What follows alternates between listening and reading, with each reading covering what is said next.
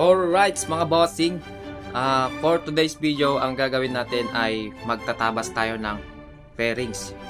So may iba ang tatabasan natin, hindi upuan ang tatabasan natin ngayon for today's video, kundi fairings. So hindi ko na patatagalin pa, let's go na.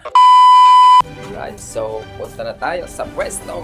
Yan, excited na excited ang ating Shokoy dahil exciting ang gagawin niya for today's video. Pero may magpapatabas agad ng upuan.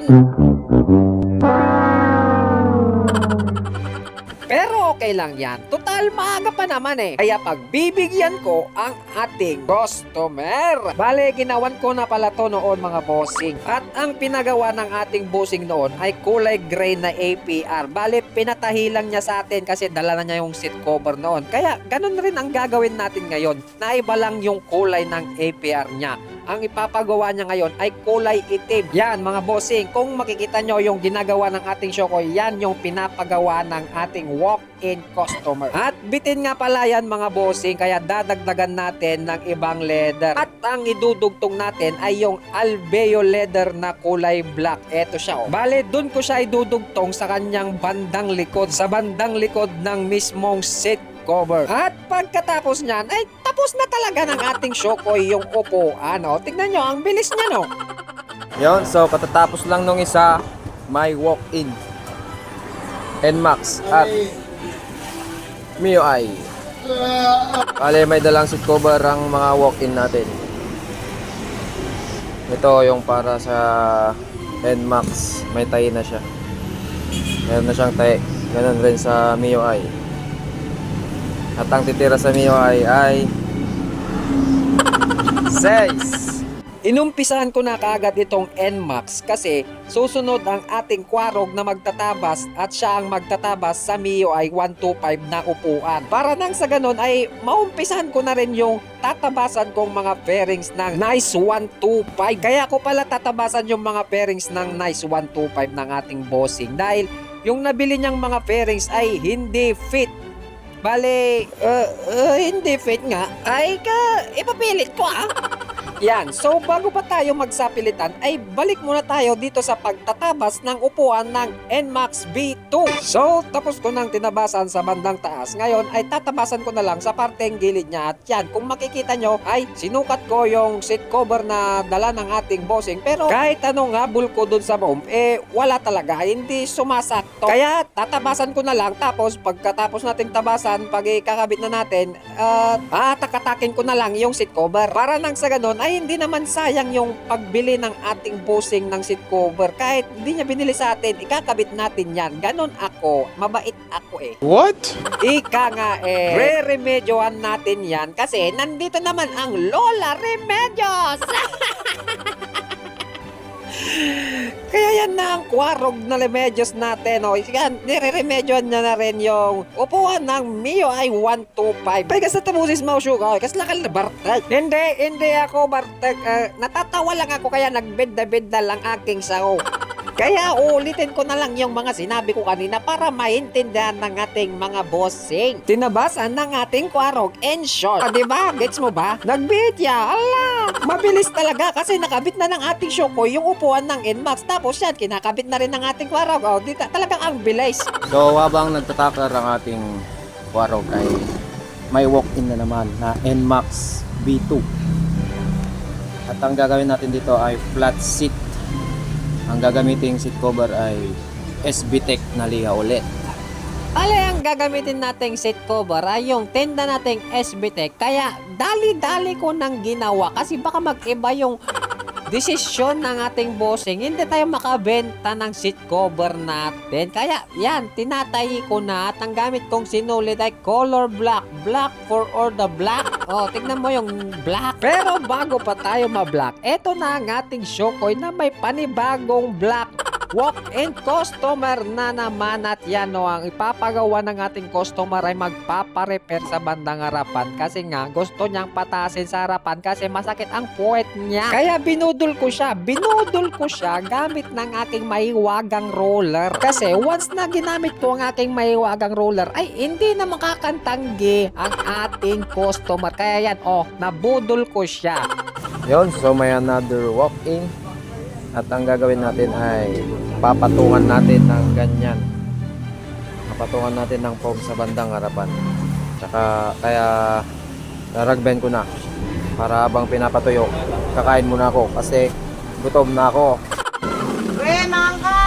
Bale, tinawag na nga tayo ng ating misis para kumain sa tanghalian. Kaya siya na ang pinagrugby ko.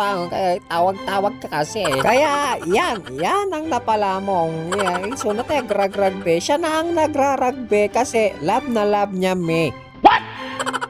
Ganyan ang bakit very supportive sa hirap o ginawa. At ginawa gaya. Sana all ka? Sana all nga talaga, best. Sana all na ganito ang bakit. Ang Tagalog pala ng bakit is jowa. Oo, jowa. Jowain mo ako. Hala, nagsayad ka, Shokoy.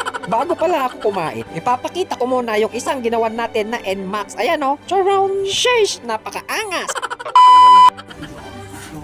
Pen na alam nga eh. Aji ka may isa ah.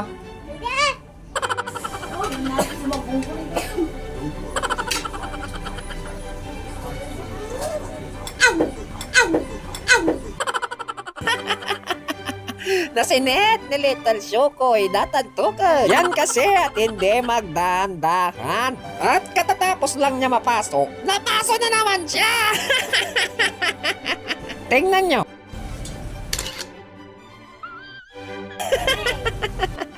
Ayaw palata ng ating Little Shokoy.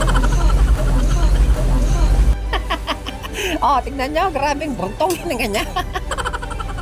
At dahil sa nainitan siya, kinuha niya ang electric fan ng ating Daddy Shokoy. Kaya yan, tingnan nyo, nag-aaway na sila.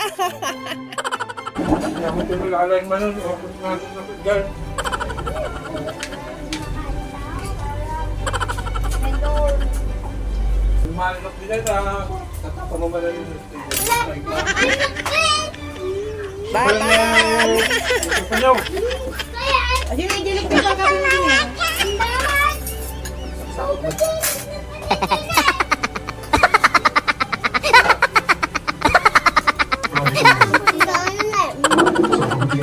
Yan, pagkatapos niyang makipag-away kay Daddy Shokoy, may panibagong kaaway na naman siya kasi gusto na naman niyang kunin ang isa pang karne ng kanyang mami.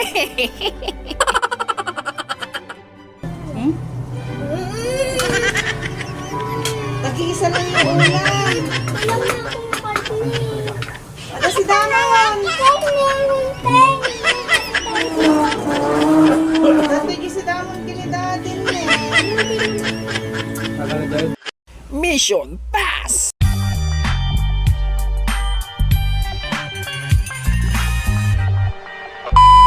Alright. So, 1 PM na. Ngayon pa lang natin masisimulan yung pagtabas ng bearings gawa ng napakaraming walk-in. Kaya, let's go! Yan, so ito yung unang tatabasan natin, yung tapaludo niya. Hindi siya mag-fit gawa ng baso-baso na yan.